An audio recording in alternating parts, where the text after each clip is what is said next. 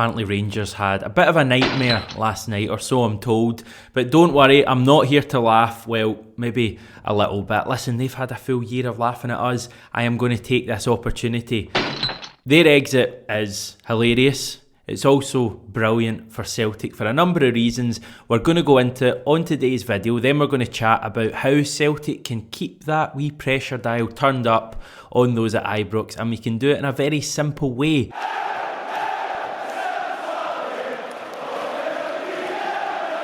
First of all, why is Rangers' exit from the Champions League so good for Celtic? Well, Rangers are going to miss out on anything from 30 to 50 million pounds. We never really know the exact total for the Champions League group stage. It just kind of goes between these two numbers. I'll go for 37 million pounds. That's what they're going to miss out on.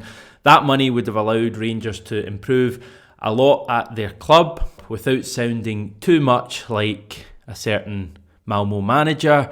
They could probably have done with the money. Certainly in terms of players, it would have allowed them to improve the squad. Not to mention the fact that having Champions League football would have made them a more attractive option. And more short term, really short term actually, it seems like they're headed for either Armenia or Kazakhstan for the second leg of their Europa League playoff tie.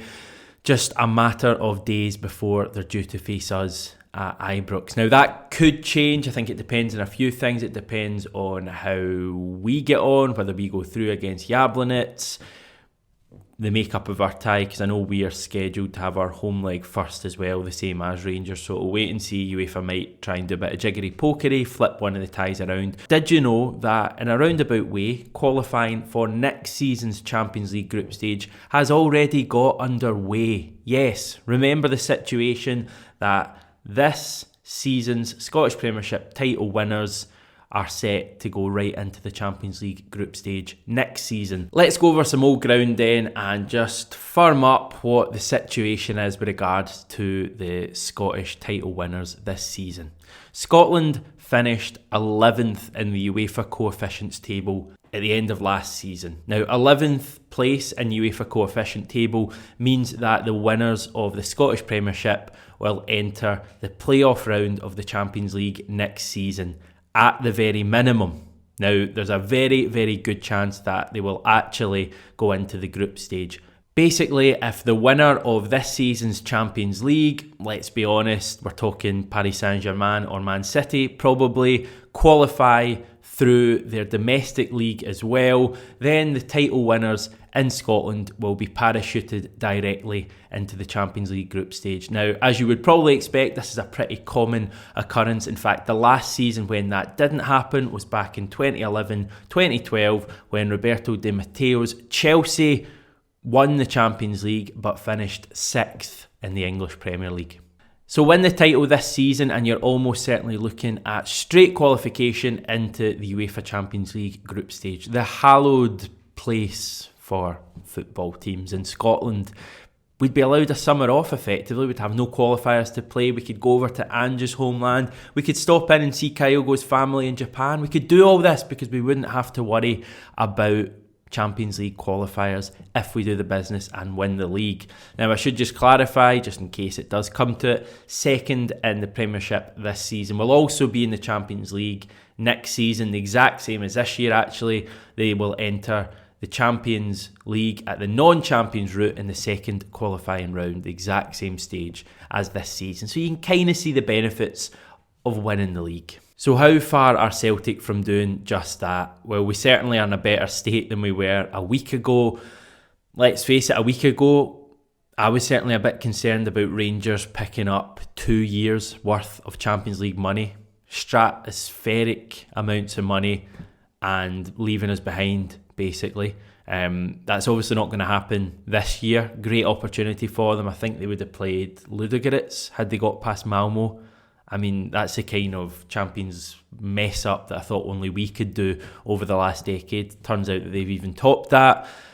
Next season, obviously, there's still the opportunity for either ourselves, Rangers, or any of the early pace setters, Hearts, Aberdeen and Hibs, to collect that Champions League jackpot. But the opportunity is very much there for Celtic. It's been a great week. A lot has gone for us. But if history tells us anything, and the last week tells us anything, it can flip very quickly. Celtic just need to keep winning. That's how they can keep the pressure on Rangers. Last season, one of the biggest factors in our season just going to pot was Rangers coming to Celtic Park for that first derby match and completely turning us over. I think the confidence it gave to that Rangers team, who hadn't won a trophy at that stage, and the knock-on effect it had for an ailing Celtic team can't be underestimated. I thought that was a major result in the context of last season.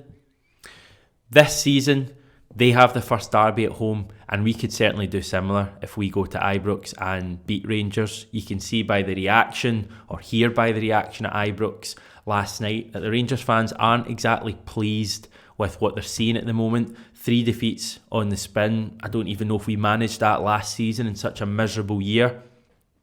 But we can certainly add to that pressure and keep it dialed up if we were to go to Ibrox and, let's face it, win or even probably avoid defeat. Now, Rangers are still the team to beat. They're still the favourites to win the league, I would suggest, and we are still a team with a defence that still seems very much thrown together. So I don't want to get too ahead of myself. We just need to keep winning, focus on our own performances, our own results, and I think the rewards will come if we do that. The Celtic board have to keep pushing on as well. We still need players in. I think it's a bit of a shambles that we haven't got a right back in yet. The Aurelio Buta saga, if you can call it that, is starting to seem a bit like the Eddie Howe saga. Now, I just want to get my hand up and say that I've not purchased any Buta mugs, but there's certain similarities there. It doesn't seem like that is one that's going to happen because it's just dragged on for too long. The new name we're hearing today is Josip Juranovic. I'm assuming the J's are silent. He's a Croatian defender who plays for Legia Warsaw. I think they went out of the Champions League last night, like a certain team I know. So he's possibly looking to be on the move as well. At this stage, obviously I want it to be a quality right back, but at this stage I'm kind of thinking just give us someone, whether it's Buta, Juranovic, Baldock, who else have been linked with. Carter Vickers can play right back. At this stage, I just think it's get someone in and let's get moving with this. Celtic still have a lot of work to do, but it certainly seems a lot better than it did a week ago. We hope you've enjoyed this video. We're really going to try and get to 18,000 subscribers by kick-off time in the Celtic game tomorrow night. Now, I think we're less than 200 away from that target. So if you're watching this and you've not yet subscribed to the channel, and I'm sure there will be at least 200 of you for whom that is the case, then please subscribe right now. It would be massively appreciated. And somebody told me that Celtic are going to win 4-0 tomorrow if you do that. Cheers.